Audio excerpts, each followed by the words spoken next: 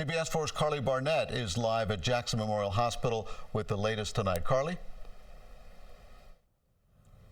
Elliot, that source familiar with the investigation told CBS 4 that a 43-year-old man was in custody, accused of abducting, assaulting, and shooting that boy.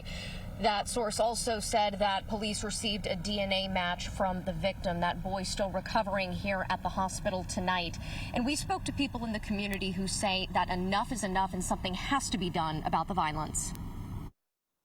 Unfortunately, we're hearing gunshots, people getting killed. These things are happening way too frequently here where we live. Iqbal Akhtar lives in the Brownsville community and was horrified to hear of another crime. This time, the victim was a child. Surveillance video shows a 12-year-old boy stumbling, falling to the ground.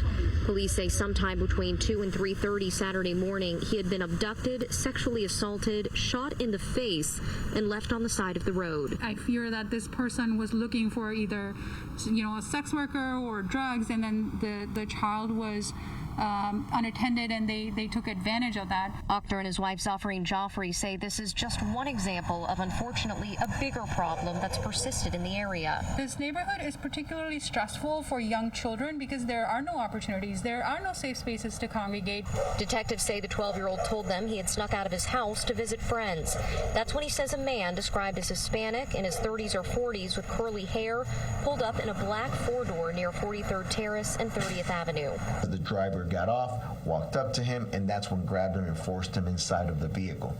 Once he was inside the vehicle, he tried to get out, but the child locks were activated. Police say he was driven to an empty lot at Northwest 45th Street and 31st Avenue, where he was sexually assaulted and shot. During the struggle and the fight, he hears a loud noise. He didn't even say bang. He just said he heard a really loud pop. He was screaming, "Help! Somebody help me, please, please!" This man found the boy and helped him get to a nearby store where help was called. And neighbors hope this horrific crime could, at the very least, bring more attention to the Brownsville neighborhood.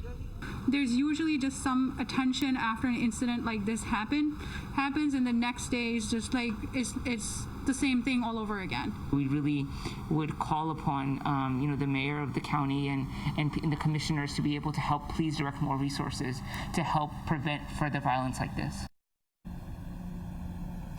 Again, that source telling CBS 4 that police earlier this evening took a 43-year-old man into custody. At this point, no name has been released. The boy continues recovering here, and police say that bullet came within a millimeter of life and death. Outside of Jackson Memorial Hospital, Carly Barnett, CBS 4 News Tonight. Carly, thank you for that late update.